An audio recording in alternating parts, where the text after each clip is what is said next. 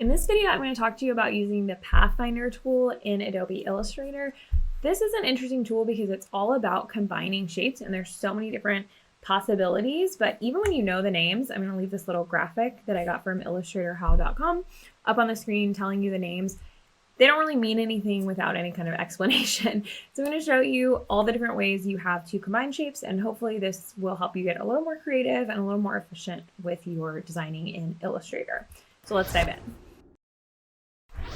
First of all, where do you find the Pathfinder panel? If you go up to Window, you will find the Pathfinder panel, and then you can put it on your dock when you're customizing your workspace so that it's always there if it's something that you use a lot. This is something that I do use a lot, so I put it right there, but I'm going to bring it out for the purposes of this demonstration. And you can see all the names here, but again, they don't really mean a whole lot. So on the panel, we have 4 shape modes and then 6 pathfinders. Generally, we refer to them all as pathfinders. The main difference is that the shape modes are going to basically create one new shape at the end, and pathfinders are going to kind of divide into different paths from the shapes that you have selected in different ways. So let's start with shape modes. Unite is the only one that I use super consistently before I started to understand this panel. Anything that you select is going to be united into one shape. It's going to take the color of the shape that's on top, in this case, the blue star. So now we have one shape consisting of all of those. It's a really great way to make new shapes out of existing shapes and very, very intuitive. So if you put a square and a triangle together, you'll get a square with a triangle on top of it. Very simple one to use. Minus front will do kind of what it says. It's going to subtract the front shape from the bottom shape and leave what is left. So we're going to subtract that star, and the only place that overlapped the green rectangle was right here. So we leave that, and you're going to be left with the color of the back object. So again, minus front. If we do it with all 3 objects, it's going to minus the top 2 objects from the bottommost object. So if I do add this one, overlapping the green rectangle, it's going to subtract that one as well. And again, we're left with the color of the green rectangle because it's the bottom object. Interestingly, minus back is in the Pathfinder panel, and it does basically the opposite. So it's going to subtract the bottom object, which we know is the green rectangle, from the top object, which is the blue star. So pretty much the exact opposite of that.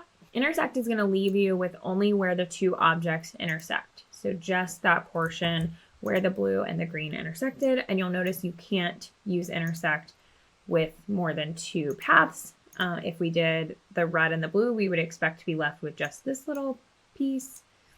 There we go. Intersect, only where the objects are intersecting. Exclude is going to do basically the opposite of that.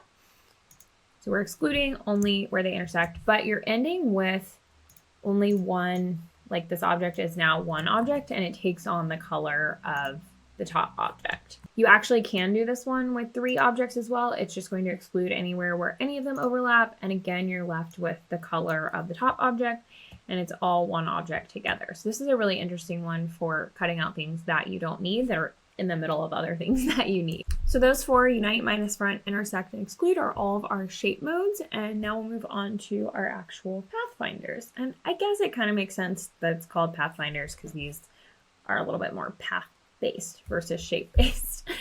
So divide is going to basically divide everything that's overlapping into its own paths while also keeping the rest of the existing paths. So this is kind of like you want everything to be its own path. We do this, and then you will have to ungroup it. It will still be grouped together, but then you'll have paths of every potential shape. So I like to think of this kind of as like puzzle mode. Pretty easy, and I think having those strokes on really shows you exactly what it's doing there. Trim is going to remove anything that's hidden by the top object on the bottom object, and it's also going to remove strokes. So keep that in mind. We have this black stroke on here. We use trim, all of the strokes are gone. And when we ungroup these, we have, this one has been trimmed by the pink circle, but the pink circle is unchanged except for that removal of the strokes, which is kind of interesting. So this part that's blue that you can see underneath has now been trimmed off. And then merge is very similar to trim, but the fact that these two are both purple is going to come into play. So if I have all 3 of these and I do a trim, then kind of what I end up with is we've trimmed everything, we've removed the strokes, and then anything that was behind another shape is gone. So this point on the triangle and then this corner on the triangle are gone if we use trim. However, if we use merge, it's a little bit different in that anything that was the same color is now one shape. So instead of just removing the point on the triangle, it merged these two, kind of did a unite on these two, and then trimmed that corner off of this triangle and still remove the strokes. So very minute, and I would imagine in practice you're not going to be like thinking so clearly about that. So you might, in a lot of cases I would do a trim here and then unite these two and you'd get pretty much the same option. This one, unite, is going to keep the 2 strokes here, whereas merge is going to remove the strokes, but just kind of depends on exactly what you want.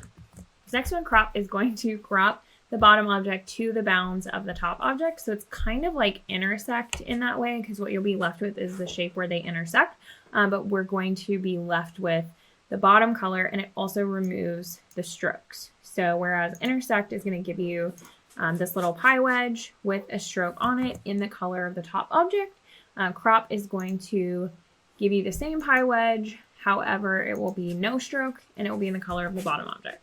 Another example, crop, no stroke, color of the bottom object, but only the points where they intersect. The next one, outline, is super easy to understand. It's just going to convert everything into outlines. Sometimes they look a little bit weird on my screen. I don't know if it does this for everyone. However, it's just a 0-point stroke, and if you increase that stroke, it looks totally normal and doesn't look weird at all. So basically, you're going to get a stroke for every part of the shape as well as every part where they were intersecting. So this is kind of like that puzzle mode with divide, but it's going to turn everything into a stroke. One thing that I like about it is that the color of the stroke will be the color of the fill that it previously had. So if this one was previously pink, it's going to keep that pink stroke, and this one was previously purple, it's going to keep that purple stroke. If it's a part where the shapes were overlapping, it's going to default to the top shape. So for instance, this little corner here is going to default to pink because that was the top shape. And then this last one, minus back, is going to kind of do the opposite of minus front that we already covered. So minus front will subtract the front shape from the back shape, and minus back will do the opposite, subtracting the back shape from the front shape. It will leave us with the color and the stroke of the original front shape. I never remembered the names of any of these, so this little graphic is helpful. It was helpful to me while I was explaining these to make sure I got the names right, but to some extent, the names themselves don't really matter. You can see from these little icons kind of examples of what they do. So like the exclude, you can see it's going to keep those main paths and then exclude anything where it overlaps, and that's kind of exactly what it does. So there's going to be some slight differences between them, especially like trim and merge. It's just going to depend on which shapes are which colors and which ones like keep their stroke and don't keep their stroke. I'm always kind of playing with, but the more that you know what exists, you can always, click a couple, undo if you need to, find the one that you need, and use the icons kind of as a guide to remember which ones are going to do what. I truly think that once they've been explained to you, the icons make a lot more sense and you can actually utilize these in a lot more effective way. So I've been using them to build shapes, to separate shapes, to break things into different parts, to outline certain things for a long time. And the more I've grown familiar with them, the easier it's been to use them as part of my efficient process. Let me know what questions you have about using Illustrator. We have a free Adobe Illustrator course. If you're interested in signing up, I'll put a link to it in the description of this video. Thanks, everyone.